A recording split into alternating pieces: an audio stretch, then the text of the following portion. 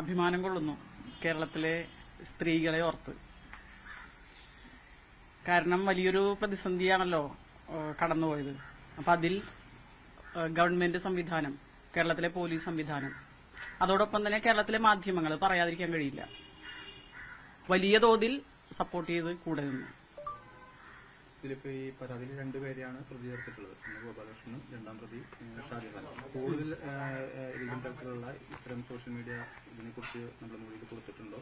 ഈ രണ്ടുപേർക്കെതിരെ മാത്രമാണോ നമ്മൾ പരാതി? നമുക്ക് കിട്ടിക്കൊണ്ടിരിക്കുന്ന എല്ലാ എന്താ പറയാ തെളിവുകളും കൈമാറിക്കൊണ്ടിരിക്കുന്നുണ്ട്. പിന്നെ വ്യത്യസ്ത ജില്ലകളിൽ വന്നിട്ടുള്ള കാര്യങ്ങൾ അതാത് ജില്ലകൾക്കകത്ത് അവർ കൈകാര്യം ചെയ്യുന്നുണ്ട്, നിയമപരമായി കൈകാര്യം ചെയ്യുന്നുണ്ട്. ഇപ്പോൾ നിങ്ങൾ ഇന്നലെ ഫേസ്ബുക്കിലൊക്കെ കണ്ടിട്ടുണ്ടാവും, കോഴിക്കോടാണെന്ന് തോന്നുന്നു, ഒരു വീട്ടിൽ ചെന്നിട്ട് അവരെ കൊണ്ട് കാര്യം. അപ്പം അയാൾ പറയാണ്, എനിക്കറിയില്ല, ഞാൻ വെറുതെ ഷെയർ ചെയ്തതാണ് എന്ന് പറഞ്ഞിട്ട് അയാൾ ഡിലീറ്റ് ചെയ്യുന്ന സംഭവമുണ്ട്. അപ്പോൾ അതങ്ങനെ അതിന്റെ വഴിക്ക് നടക്കട്ടെ. ഈ പരാതി കൊടുത്തതോടുകൂടി കുറെ ആളുകൾ പോസ്റ്റ് നോക്കി അതെ. പ്രതിപക്ഷ നേതാവിന്റെ അറിവോടെയാണ് ഇത്തരത്തിലുള്ള സൈബർ ആക്രമണം താങ്കൾ പറഞ്ഞിരുന്നു. ഇന്നലെ ഇതെല്ലാം എന്റെ തലയിൽ കെട്ടിവെക്കേണ്ട CPM-ലെ ഉൾപാർട്ടി പ്രശ്നങ്ങളാണ് ഇതിന്റെ കാരണമെന്ന് ആവർത്തിക്കുകയായിരുന്നു പ്രതിപക്ഷ നേതാവും BCC പ്രസിഡന്റ്. അല്ല, ഞാൻ അതിനെ കുറിച്ച് കൂടുതലൊന്നും കമന്റ് പറയാൻ ആഗ്രഹിക്കുന്നില്ല. കാരണം വല്ലാത്തൊരു പ്രതിസന്ധിയിലാണ് നിൽക്കുന്നത്. അപ്പൊ അതിനിടയ്ക്ക് ഞാനും ഒരു രാഷ്ട്രീയ പ്രവർത്തകയാണല്ലോ. അപ്പൊ അങ്ങനെ ഒരു പ്രതികരണത്തിൽ ഞാൻ മുതിരുന്നില്ല. എനിക്കൊരു ആകെ കൂടി ഒരു റിക്വസ്റ്റ്, ഇത് ഫിഡൽ കാസ്ട്രോയുടെ ഒരു പ്രസംഗമാണ്. ആശയങ്ങളിൽ നിന്നും സംസ്കാരത്തിൽ നിന്നും മാത്രമാണ് വിപ്ലവം പിറക്കുന്നത്. വിപ്ലവം എന്ന് കേൾക്കുമ്പോൾ നിങ്ങൾ തെറ്റിദ്ധരിക്കേണ്ടതില്ല, വലിയൊരു സാമൂഹ്യ മാറ്റമാണ് ഉദ്ദേശിക്കുന്നത്. അത് ക്യൂബയിൽ എങ്ങനെ നടപ്പിലാക്കി എന്ന് പറയുന്ന ഒരു പ്രസംഗമാണ് 1999 വെനീസ്വലയിലെ സർവകലാശാല വിദ്യാർത്ഥികളോട് അവരെ അഡ്രസ് ചെയ്തുകൊണ്ട് നടക്കുന്ന ഒരു പ്രസംഗമാണ്. അപ്പൊ ഞാൻ ഇത് സൂചിപ്പിച്ചത്, ഞങ്ങൾ വായിക്കുകയും ഞങ്ങൾ ഇതിനെ ബേസ് ചെയ്തുകൊണ്ടുമാണ് സാമൂഹ്യ പ്രവർത്തനവും രാഷ്ട്രീയ പ്രവർത്തനവും ഒക്കെ നടത്തുന്നത്. പക്ഷെ ഞാൻ ഇത് പറയുന്നില്ല. പക്ഷെ ഞാൻ പറയുന്നത്, രാജ്യത്തിന്റെ ആദ്യത്തെ പ്രധാനമന്ത്രിയായിരുന്ന പണ്ഡിറ്റ് ജവഹർലാൽ നെഹ്റു, അദ്ദേഹം സ്വന്തം മകൾക്കയച്ച കത്തുകളുണ്ട്, ഒരച്ഛൻ മകൾക്കയച്ച കത്തുകൾ. ഇത് നമ്മൾ അടിയന്തരമായിട്ട് വായിക്കണം. എല്ലാവർക്കും വായിക്കാവുന്ന പുസ്തകമാണ്. കാരണം നെഹ്റു ഇന്ത്യയിലെ സമൂഹത്തെ പഠിച്ചുകൊണ്ട് എങ്ങനെ ഈ സമൂഹം ഒരു സംസ്കാരമുള്ള സമൂഹമായി മാറണം, അതെങ്ങനെയാണ് കഴിയുക എന്ന് ഈ ഭൂമിയുടെ ഉൽപ്പത്തി മുതൽ, പ്രപഞ്ചോൽപ്പത്തി മുതൽ, സസ്യജന്തു ജീവജാലങ്ങളുടെ ഉൽപ്പത്തി മുതൽ, മനുഷ്യ സംസ്കാരത്തിന്റെ ഉൽപ്പത്തി മുതൽ ഒരു സമൂഹത്തെ എങ്ങനെ കൈകാര്യം ചെയ്യണം, മാറ്റി തീർക്കണം എന്ന് പറയുന്നുണ്ട്. അതിലൊരു കാര്യം ഞാൻ വായിക്കാൻ ആഗ്രഹിക്കുകയാണ്. സംസ്കാരം എന്ന് വെച്ചാൽ എന്താണ്? 11ാമത്തെ അധ്യായമാണ്. പൂർവകാല സംസ്കാരങ്ങളെ പറ്റി ചിലതെല്ലാം നിന്നോട് പറയണമെന്ന് ഞാൻ വിചാരിക്കുന്നു. മഹാനായ പണ്ഡിറ്റ് നെഹ്റു ഇത് അഡ്രസ് ചെയ്യുന്നത് അദ്ദേഹത്തിന്റെ മകളോടാണ്. പക്ഷെ ഞങ്ങൾ ഇത് കാണുന്നത് ഇന്ത്യൻ സമൂഹത്തോടാണ്, എന്നോടുൾപ്പെടെ, നമ്മളോടുൾപ്പെടെ. എന്നാൽ അതിനു മുൻപ് സംസ്കാരം എന്നാൽ എന്താണെന്നുള്ളതിനെ പറ്റി ഒരു സാമാന്യ ബോധം ആദ്യമായി ഉണ്ടായിരിക്കണം. സംസ്കരിക്കുക എന്നതിനെ നന്നാക്കി തീർക്കുക, ശുദ്ധീകരിക്കുക, ദുശ്ശീലങ്ങളെ നീക്കി സൗശീല്യം സമ്പാദിക്കുക എന്നെല്ലാം അർത്ഥങ്ങൾ കാണാം. മനുഷ്യവർഗത്തെയോ ജനസംഘങ്ങളെപ്പറ്റിയോ പ്രതിപാദിക്കുമ്പോഴാണ് സംസ്കാരം എന്ന് വിശേഷിച്ച് പറയാറുള്ളത്. പണ്ഡിറ്റ് നെഹ്റു സംസ്കാരം ഇൻവെർട്ടോമലാണ് ഇട്ടിട്ടുള്ളത്. മനുഷ്യൻ മൃഗങ്ങളിൽ നിന്ന് അധികം ഭേദപ്പെട്ടിട്ടില്ലാത്ത ഒരു കാട സ്വഭാവത്തിൽ നിന്നാണ് വന്നിട്ടുള്ളത്. സംസ്കാര ശൂന്യം എന്ന് പറയുന്നത്, ആ കാട സ്വഭാവത്തെയാണ് സംസ്കാര ശൂന്യം എന്ന് പറയുന്നത്. സംസ്കാരം എന്ന് പറയുന്നത് ഇതിന് വിപരീതമായ അവസ്ഥയാണ്.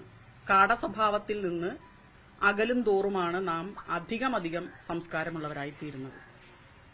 ഇത് സാമൂഹിക പ്രവർത്തനത്തിലും രാഷ്ട്രീയ പ്രവർത്തനത്തിലും ഏർപ്പെട്ടിട്ടുള്ള എല്ലാ പ്രസ്ഥാനങ്ങളും, എല്ലാ മനുഷ്യരും, അവർ മാത്രമല്ല എല്ലാ മനുഷ്യരും വായിക്കുകയും ഇത്രയും ലളിതമായി പണ്ഡിറ്റ് നെഹ്റു പറഞ്ഞിട്ടുള്ള കാര്യങ്ങൾ അത് മനസ്സിലാകാൻ ഉള്ള ശേഷിയില്ലാത്തവർക്ക് പഠന ക്ലാസുകൾ വെച്ച് അത് പഠിപ്പിക്കുകയും ചെയ്യണം. അങ്ങനെയാണ് രാഷ്ട്രീയ പ്രസ്ഥാനത്തിലെ പ്രവർത്തകരെ വളർത്തിക്കൊണ്ടുവരേണ്ടത് എന്നും മാത്രമാണ് എനിക്ക് പറയാനുള്ളത്.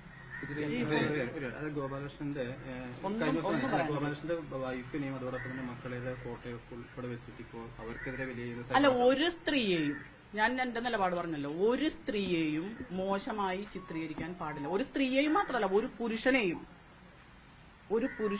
ഒരു സ്ത്രീയെയോ ഒരു മനുഷ്യ വ്യക്തിയെയോ മോശമായി ചിത്രീകരിക്കാൻ പാടില്ല.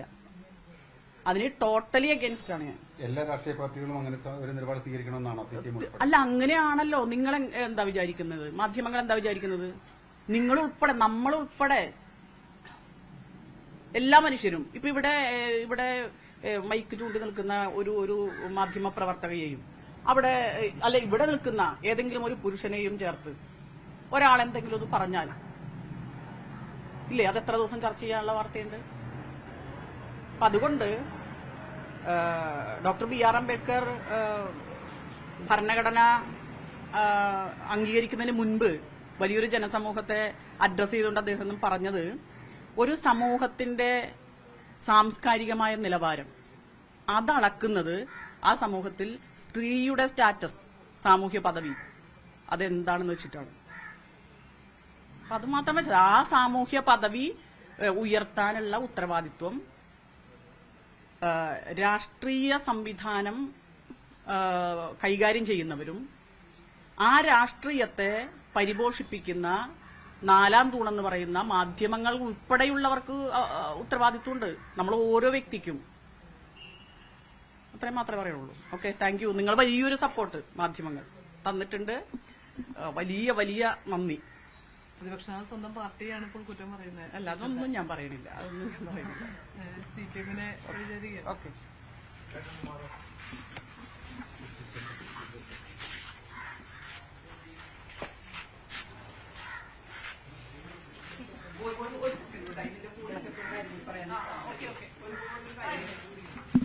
ഞാനിപ്പോ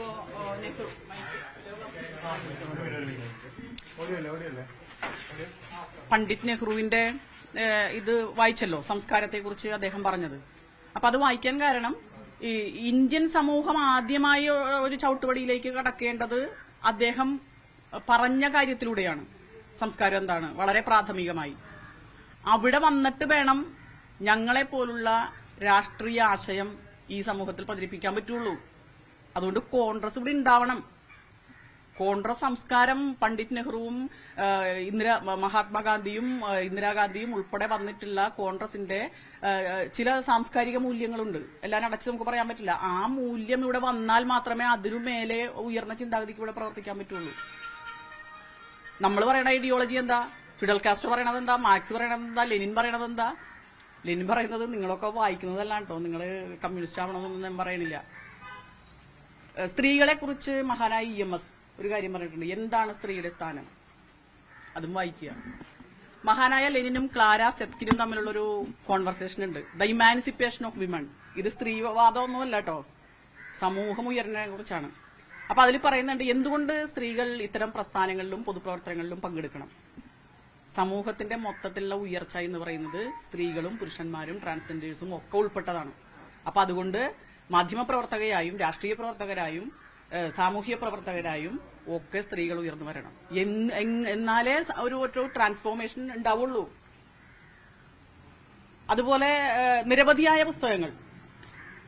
അപ്പൊ ഇത് ഞാനിത് ആദ്യം പറയുന്നത് നെഹ്റു പറഞ്ഞിട്ടുള്ള ആ ആശയത്തിലേക്കും ആ ലോകത്തേക്കും 1ാം ക്ലാസ്സിൽ വന്നാലല്ലേ 10ാം ക്ലാസ് വരെ എത്താൻ പറ്റുള്ളൂ. അപ്പൊ ആ 1ാം ക്ലാസ് വരെ എത്താനുള്ള ചവിട്ടുപടിയാണ്, സംസ്കാരത്തിലേക്ക് വരാനുള്ള ചവിട്ടുപടികളാണ് രാഷ്ട്രീയ പ്രസ്ഥാനങ്ങൾ എന്നുള്ളൊരു ബോധ്യം എല്ലാ രാഷ്ട്രീയ പ്രസ്ഥാനങ്ങൾക്കും ഉണ്ടാകണം. പ്രത്യേകിച്ച് സ്ത്രീയും പുരുഷനും, പുരുഷ ലൈംഗികത എന്ന് പറയുന്നത് നടു റോട്ടിലിട്ട് വലിച്ചിഴക്കാനുള്ളതല്ല എന്നുള്ള മിനിമം സാംസ്കാരിക ബോധ്യമെങ്കിലും ഉണ്ടാവണം.